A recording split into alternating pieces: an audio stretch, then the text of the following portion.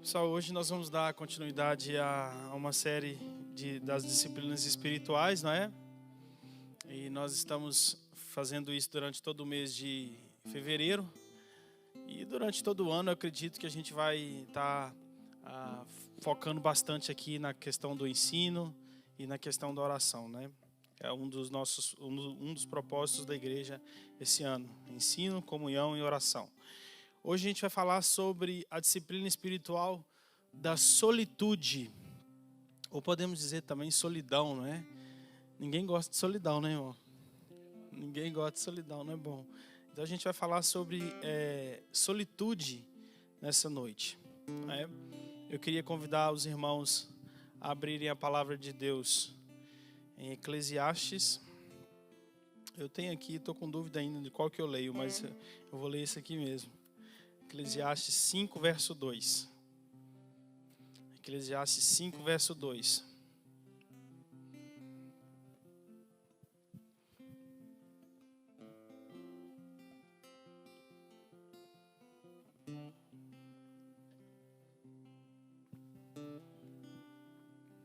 A Bíblia diz assim: não seja precipitado de lábios, nem apressado de coração para fazer promessas diante de Deus.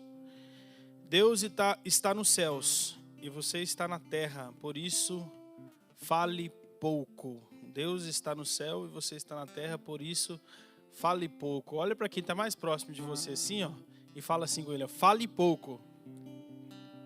Você conhece alguém que fala muito? Todo mundo conhece, né? Olha, não olha para o lado aí, porque senão daqui a pouco você está condenando o irmão aí, né? Então, gente, nós vamos falar sobre a disciplina da solitude. Podemos dizer também disciplina do silêncio, né? Às vezes é muito difícil a gente ficar em silêncio, né? Mas a disciplina da solitude a gente podia dizer que seria a disciplina do silêncio também, né? Então, a gente está falando sobre disciplinas espirituais durante esse todo tempo. E disciplina espiritual é uma coisa que nós fazemos, não é? E a gente não pode perder isso de vista, porque se a gente uma coisa é você achar a oração, o estudo, o jejum importante, né? E outra coisa é você praticar. Então, se você acha isso importante, mas não experimentar isso em sua vida, então você vai deixar escapar o sentido do que é disciplina espiritual. Por isso que fala disciplina. É uma coisa que tem que ser feita, né? E sobre a disciplina da solitude e a disciplina do silêncio é a mesma coisa. Às vezes a gente é uma disciplina que vai, de certa forma, nos ajudar a ficar um pouquinho em silêncio no mundo com tantos ruídos, com tanto barulho, sabendo que hoje uma das estratégias de Satanás é fazer muito barulho, é fazer muito ruído, de forma que o que é principal, o que é importante, perca um pouco a força ou perca um pouco o foco. E o silêncio é o contrário, né? Sabe quando você entra numa biblioteca e você vê aquela plaquinha assim, em silêncio? Não é? Por quê? Porque o silêncio, ele faz isso, ele faz com que você volte a sua atenção para um ponto específico. E o barulho é o contrário. O barulho ele faz com que você perca o seu foco ou perca a sua atenção. Por isso é uma das estratégias de Satanás, é isso. Se nós lermos Eclesiastes no capítulo 3, a gente vai ver que o pregador ele fala que há tempo para tudo debaixo dos céus. Inclusive tempo de estar calado e tempo de falar. Repita assim comigo: há tempo de estar calado e há tempo de falar. E essa disciplina espiritual da solitude, ela nos mostra a importância de estarmos em silêncio, a importância de nós calarmos muitas vezes, né? Então, o que é solitude, gente? Para a gente dar a introdução aqui, o entendimento. O que é solitude? É a ação de ficar sozinho, em silêncio.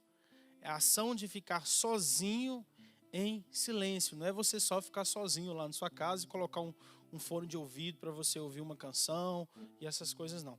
A disciplina da solitude tem como característica o silêncio. Assim como a palavra tem como base a comunhão, não é? Porque quando a gente está em comunhão, a gente gosta de falar, gosta de conversar.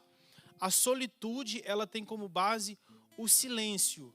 Enquanto a comunhão, ela fala para nós buscarmos estar juntos, a solitude vai dizer em estarmos afastados. Então, existe uma diferença aí entre solitude e comunhão. Eu poderia dizer que a solitude ou solidão e comunhão são opostas, mas as duas são importantes.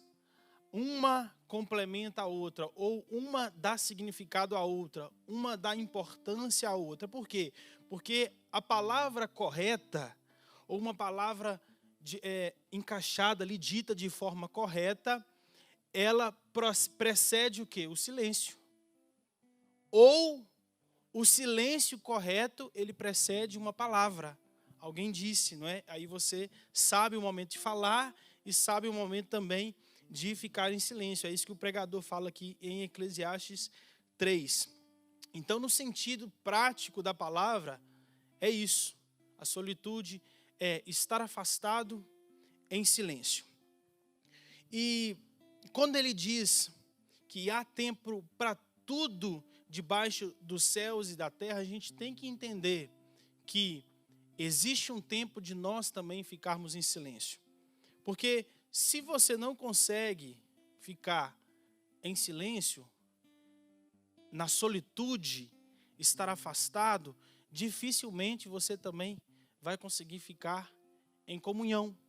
Porque as duas são importantes. Se você consegue lidar bem consigo mesmo, com seus pensamentos, com Deus, se você tem esse tempo de solitude com Deus e com você mesmo nos seus pensamentos, você não vai ter dificuldade nenhuma em estar em comunhão com outras pessoas.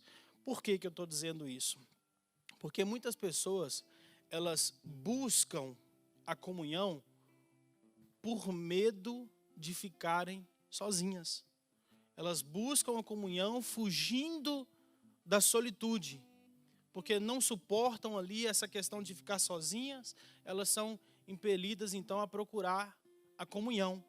E isso, de certa forma, vai distorcer um pouquinho o significado de comunhão, porque a comunhão, ela não é um erro a pessoa usar a comunhão para fugir da solitude, ou para fugir de si mesmo.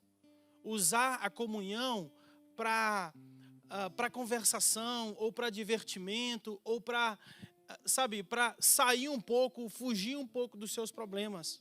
A comunhão, de fato, ela ajuda nisso, mas o propósito da comunhão não é isso. E por mais espiritual que isso possa parecer, a realidade é que as pessoas que fazem isso sempre vão ter problemas na comunhão, não é?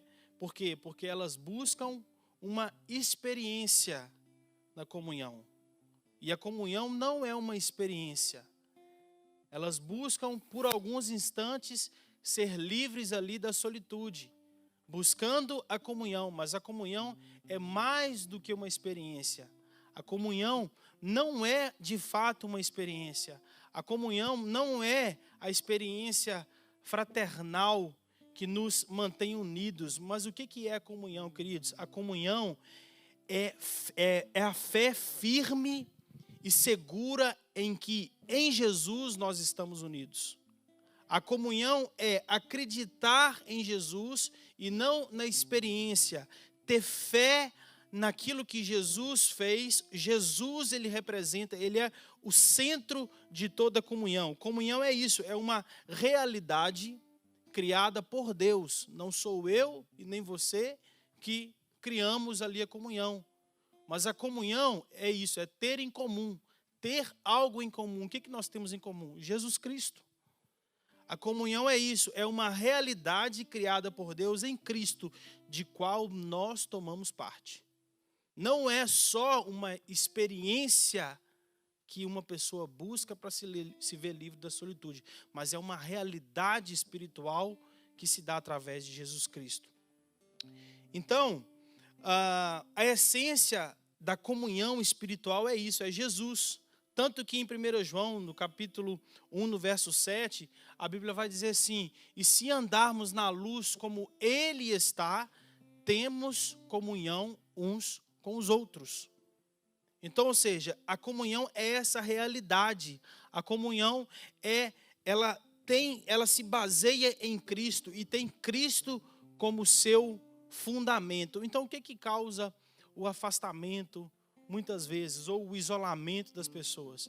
É o fato de não entender a comunhão como um chamado para a fé, como um chamado para a vida eterna. Entender a comunhão simplesmente como uma experiência onde a gente se vê livre da solitude.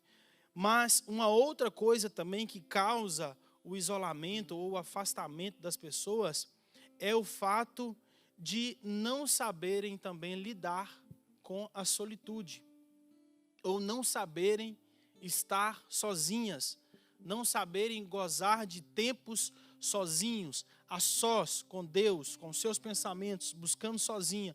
Então ela busca na comunhão algo que ela não tem sozinha. Então, se ela não consegue ficar sozinha, ela busca na comunhão, e na comunhão ela vem aqui e tem alguma experiência negativa, porque ela está buscando uma experiência, então ela se frustra e culpa uma comunidade e culpa a comunhão por causa dos seus problemas internos não resolvidos. E olha o quão importante é essa disciplina da solitude. O nosso mestre, Jesus, em todo o seu ministério, ele gozou de momentos de solitude, de momentos a sós. Ele estava ali com o povo, mas constantemente você via Jesus em solitude, você via Jesus a sós. Ele inaugurou o seu ministério passando 40 dias e noites sozinhos no deserto. Está em Mateus capítulo 4, versículo 1 ao 11. Antes dele escolher os 12 e nomear esses 12 discípulos como apóstolos, ele passou também uma noite inteira sozinha no deserto. Está em Lucas capítulo 6, verso 12.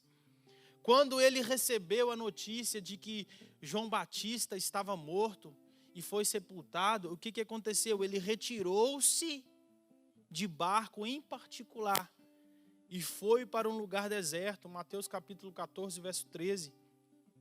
Depois do milagre da multiplicação dos pães, ele sobe sozinho para um monte, para um lugar deserto também.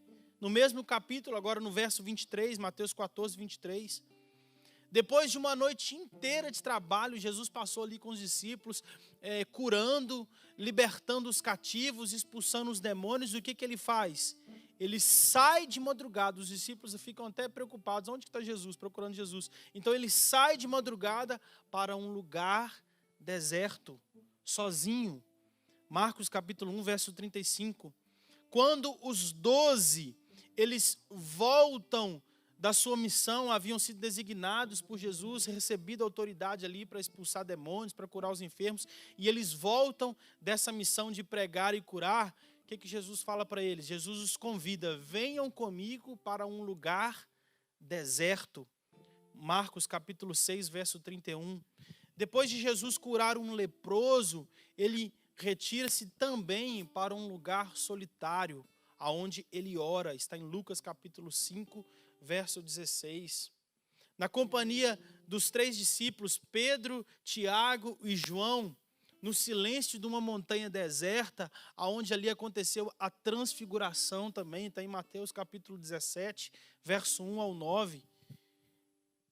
Outro encontro aqui, outro momento, enquanto ele se preparava ali para ser crucificado, né, a conhecida paixão de Cristo, ele então procura um lugar também, um momento de solitude ali no jardim do Getsêmani. Está em Mateus capítulo 26, do verso 36 ao 46. Então, olha que interessante. E eu podia citar tantos outros aqui, mas não vou fazer isso, porque eu acredito que já deu para entender que Jesus, ele gozava dessa liberdade de passar momentos em solitude.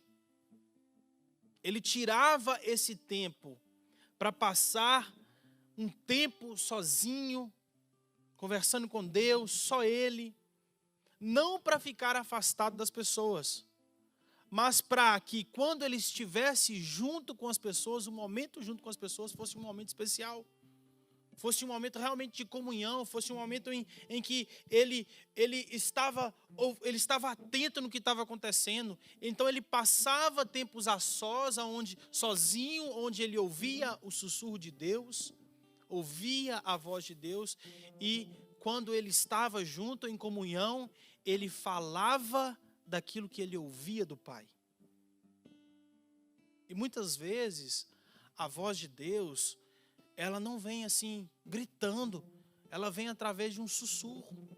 Você lembra do profeta Elias, que estava lá na caverna? E a voz de Deus veio a ele através de uma brisa suave, mansa e delicada, um sussurro. E Deus falou com ele através do sussurro. E por que a estratégia de Satanás hoje é o ruído, é o barulho? Porque se a gente está ouvindo muito ruído, muito barulho, você não consegue ouvir um sussurro, porque o sussurro é mais baixo. Então, a disciplina da solitude, ou poderíamos dizer do silêncio, ela te convida a sair um pouco do barulho, ou, por que não dizer, a você fazer menos barulho também, não é? Poderíamos dizer assim também, a você silenciar um pouco a sua voz. Talvez alguém diz assim: oh Deus, por que o Senhor não responde a minha oração? Mas o Senhor não responde porque você está sempre falando, você não dá oportunidade para mim falar. Não é? Então, a disciplina da solitude é justamente isso, é nós calarmos um pouco, nos silenciarmos um pouco para ouvir o sussurro de Deus. Dietrich Bonhoeffer, no seu livro Vida em Comunhão, ele vai falar sobre pessoas que não sabem lidar bem com a solitude. E ele é um mestre das disciplinas espirituais e da vida devocional também. Ele vai dizer assim: essas pessoas só causam danos a si mesmo e à comunhão. Sozinho estavas diante de Deus quando Ele te chamou. Sozinho tiveste que seguir o seu chamado. Sozinho tiveste que tomar sobre ti a cruz, lutar e orar. Sozinho morrerás e prestarás contas a Deus. Não podes fugir de ti mesmo, pois o próprio Deus te separou. Se não queres ficar sozinho, rejeitas o chamado de Cristo e não terás parte na comunhão dos eleitos. Martinho Lutero diz também: todos somos chamados à morte. Ninguém morrerá em lugar do outro. Cada qual lutará pessoalmente com a sua morte. E ele diz assim: e eu não estarei ao teu lado, e nem tudo meu. Essa é a disciplina da solitude.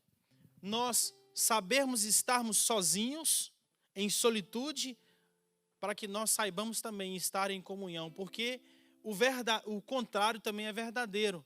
Se a pessoa não se encontra em comunhão, ela também não consegue estar sozinho. Ou ela não pode, é um perigo ela estar sozinho. E a gente precisa reconhecer que a gente só pode ficar sozinho se nós estivermos bem em comunhão. E nós só podemos estar bem em comunhão se nós estivermos bem sozinhos. Por quê? Por que isso? Porque na comunhão você aprende o que é ficar sozinho de forma certa. E na solitude você aprende o que é ficar em comunhão de forma certa também. A comunhão deixa de ser uma experiência e passa a ser uma realidade espiritual conquistada por Jesus Cristo. Nós temos tudo em comum. Amém? Então, quando nós viermos reunir aqui no culto de celebração de domingo ou em qualquer outro culto, não é? Nós devemos vir também acompanhados do dia de solitude nosso. E não buscar apenas o dia de comunhão junto com os santos ou junto com a igreja. Porque quando você traz consigo a bênção da solitude, você também vai receber a bênção da comunhão aqui na igreja.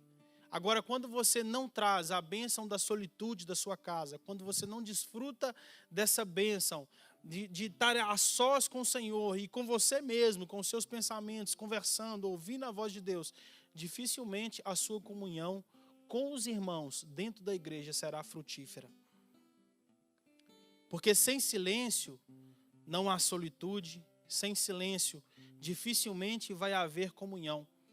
E solitude não é só nós ficarmos sozinhos, queridos.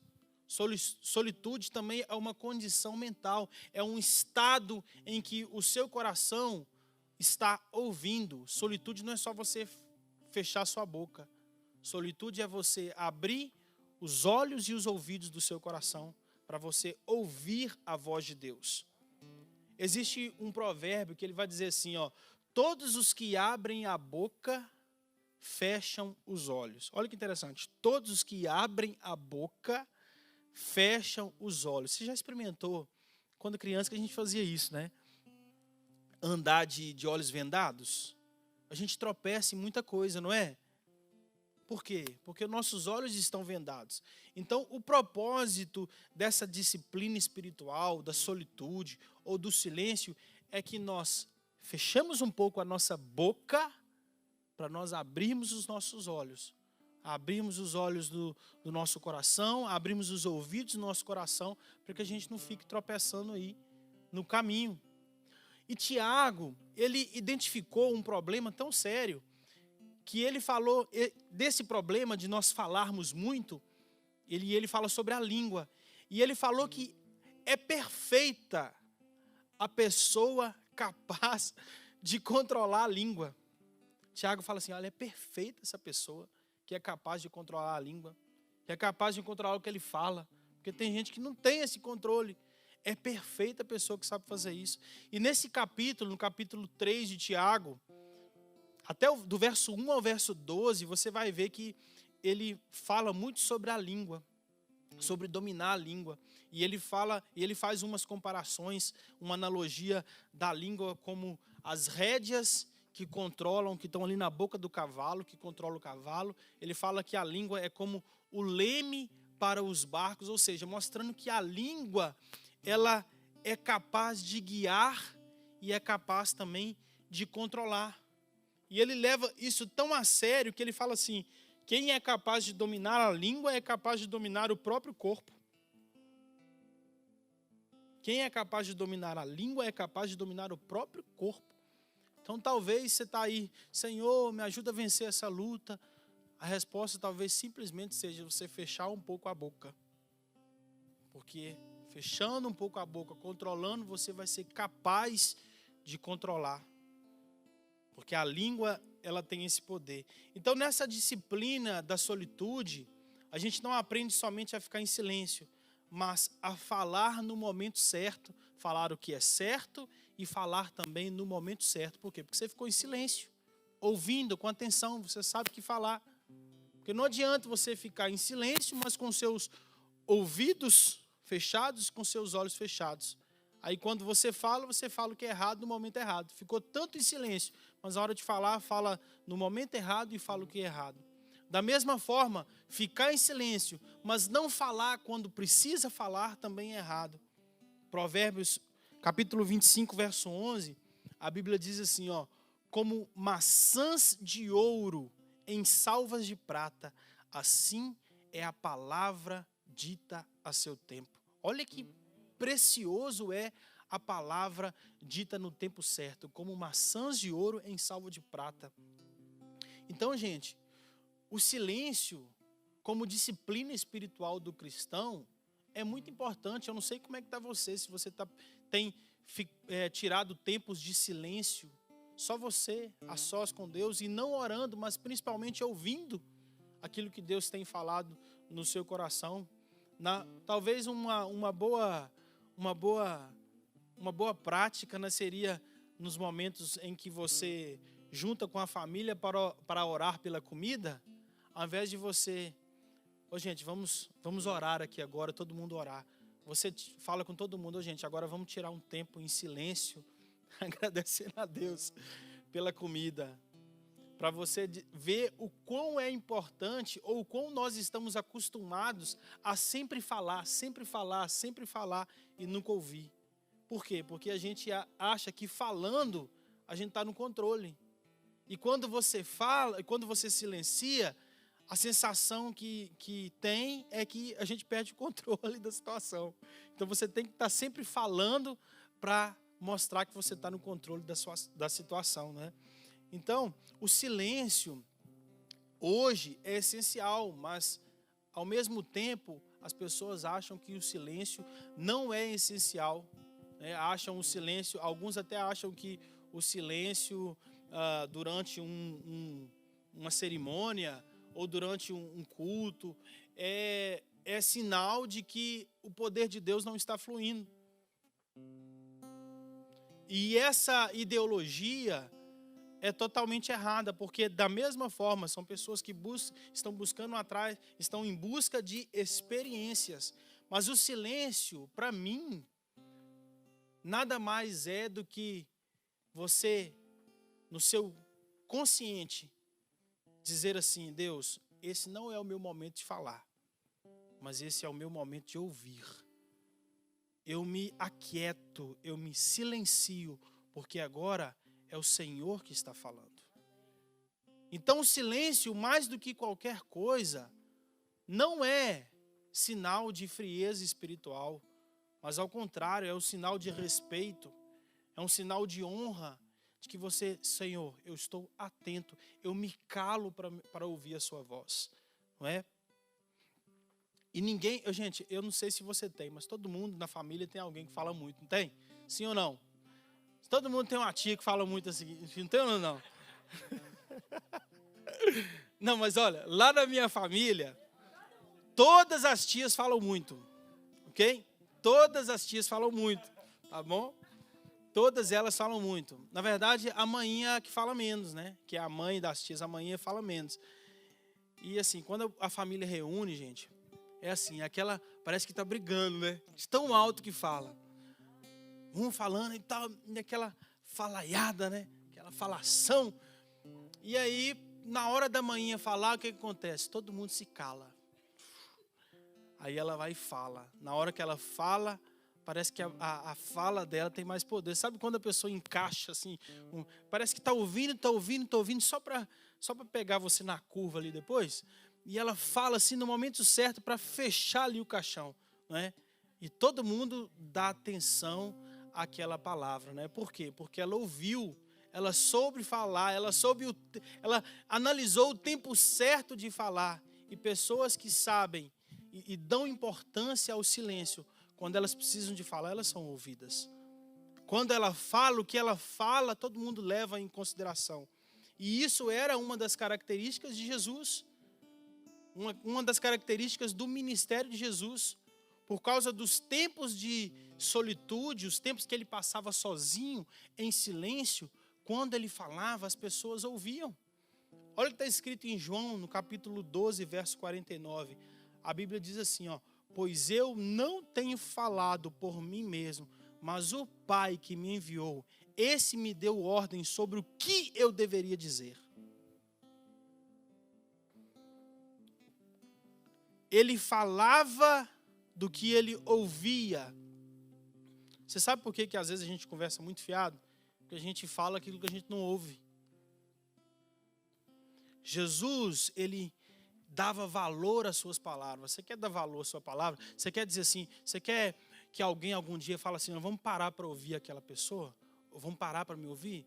Você ouça, fique em silêncio, valorize a sua fala, ouça.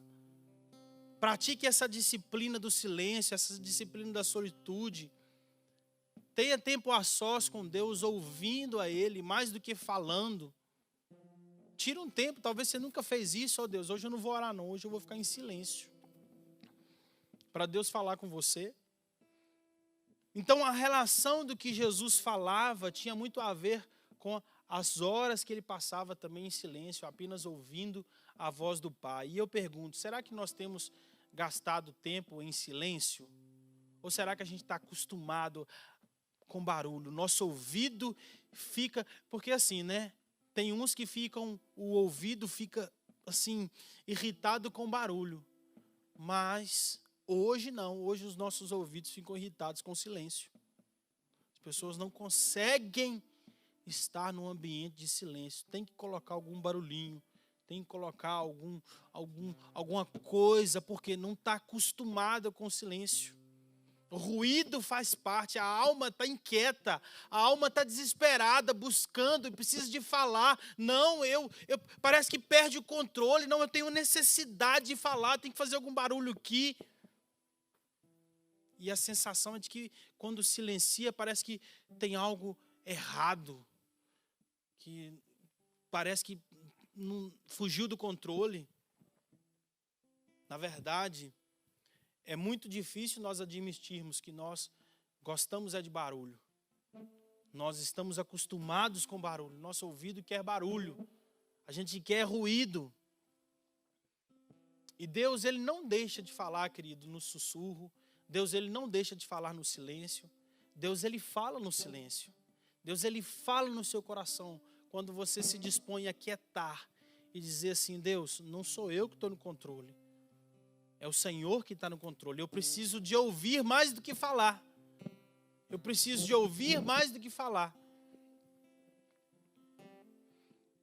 Tem uma passagem na Bíblia que eu acho muito interessante, que eu queria que você abrisse aí, Mateus capítulo 17, verso 2 ao 5.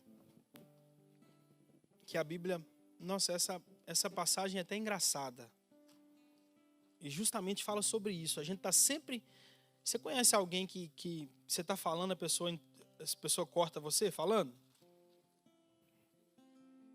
Você conhece alguém assim? Você está falando, você nem terminou de falar, a pessoa vai e corta você no meio. E aí depois você, tenta voltar na conversa. Olha aí, Mateus capítulo 17, verso 2 ao 5. A Bíblia diz assim, ó. E eis que lhes apareceram Moisés e Elias, falando com Jesus. Falando com quem? Quem estava falando com Jesus? Moisés e Elias. Moisés e Elias falando com Jesus. Então, Pedro, tomando a palavra, na minha versão diz isso, ó, tomando a palavra. Ou seja, está aqui Moisés, Jesus e Elias conversando. Aí Pedro aqui do lado de fora.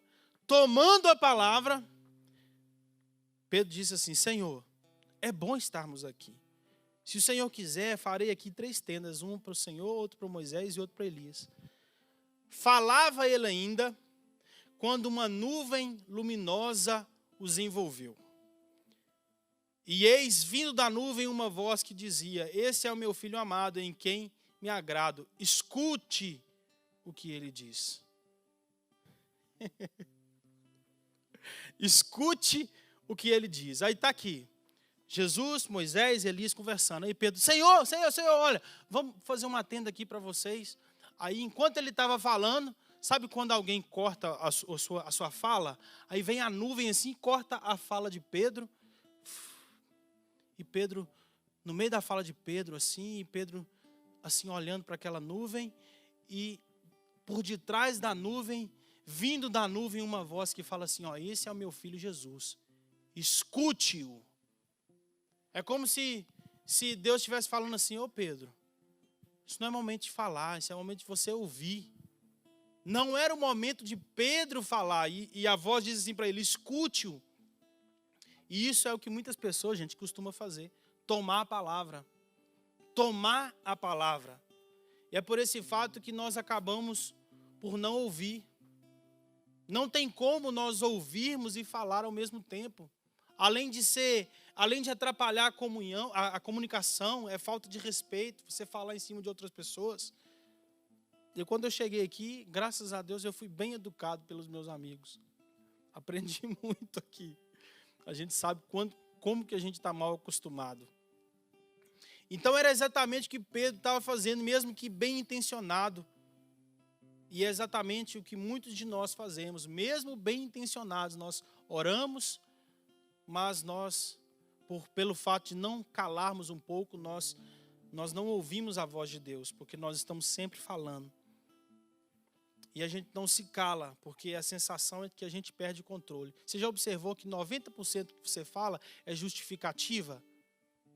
Você está sempre dando justificativa por algo que você fez ou que você falou?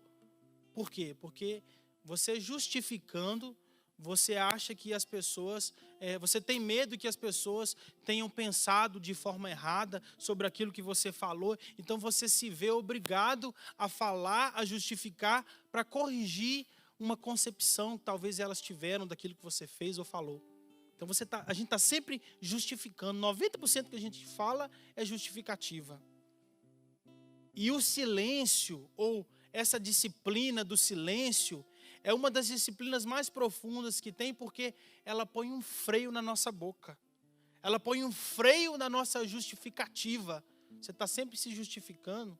Talvez foi por isso que Tiago disse que a língua, ela é capaz de controlar. E a gente, com a língua, tenta controlar a nossa vida. E quando nós nos silenciamos, a sensação de que nós perdemos o controle.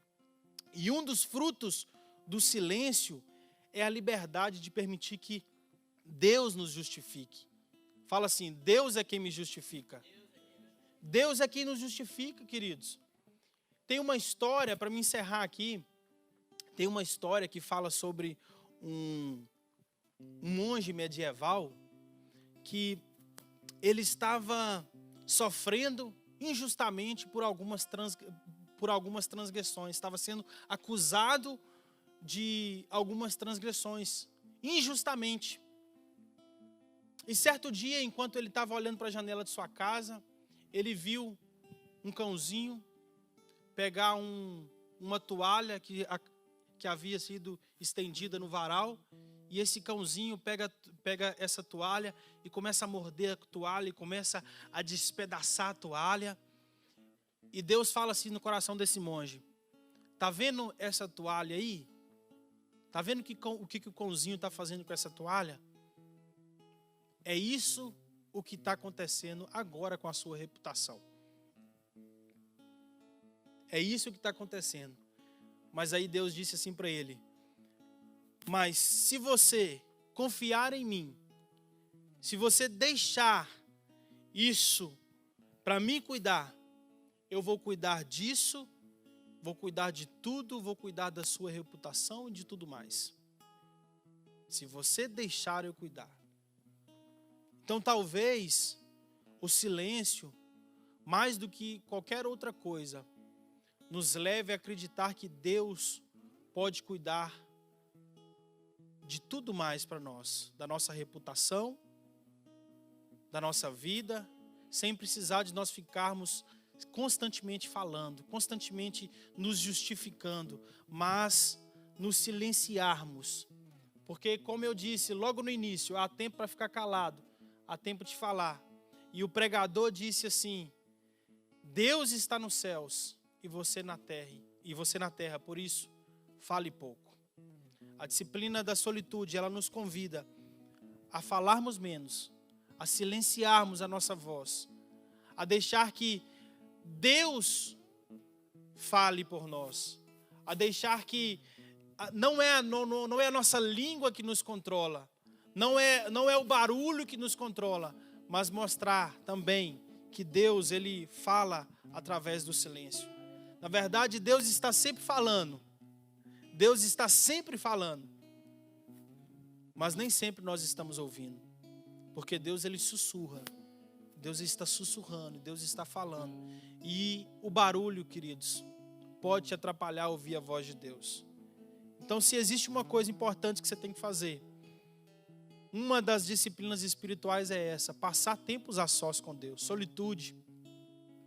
Você dedicar ali talvez os primeiros minutos de silêncio do dia para Deus.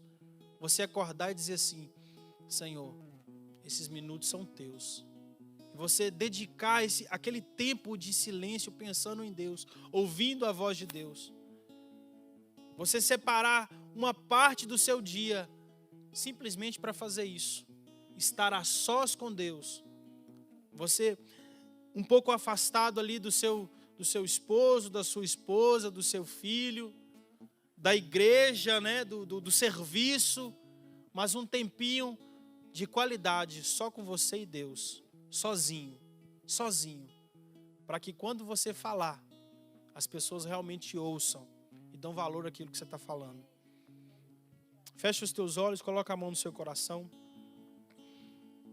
Ó Deus, nós reconhecemos, Pai, que estarmos em solitude custa muito de nós, porque nós estamos realmente acostumados com barulho, nós estamos acostumados com muito ruído, e o Senhor está sempre falando, mas muitas vezes está sussurrando, e por causa do barulho a gente não consegue ouvir. E por que a gente não consegue ouvir? Porque a gente não tira tempo para estar sozinho com o Senhor. A gente não tinha tempo para estar ouvindo a voz do Senhor, silenciando. Às vezes a gente está pedindo demais, a gente está falando demais, achando que é isso, por tanto pedir, por tanto falar, que nós seremos atendidos. Mas a Bíblia diz que o Senhor conhece a nossa necessidade, o Senhor sabe do que nós precisamos. E não é pelo tanto falar que nós seremos atendidos, mas é pela nossa fé e pela nossa confiança. Talvez o que a gente precisa é calar um pouco e confiar mais. Talvez o que a gente precisa, Deus, é calar um pouco e confiar mais. Confiar que o Senhor sabe do que a gente precisa. Confiar que o Senhor sabe o que está fazendo. Confiar que não somos nós que estamos no controle. Confiar que o Senhor sabe de todas as coisas. E nós confiamos no Senhor, Pai. Nós nos aquietamos. Nós nos aquietamos diante da Tua voz, diante da Tua palavra, e dizemos, ó Deus, fala ao nosso coração. Nós fechamos a nossa boca para abrir o nosso coração, para abrir os nossos ouvidos, para ouvir aquilo que o Senhor tem para falar conosco. Por isso, ó Deus, não deixe de falar conosco. Continue falando, Pai. E que os nossos ouvidos estejam atentos para ouvir a Tua voz. É que eu te peço nessa noite, Senhor, em nome de Jesus. Amém.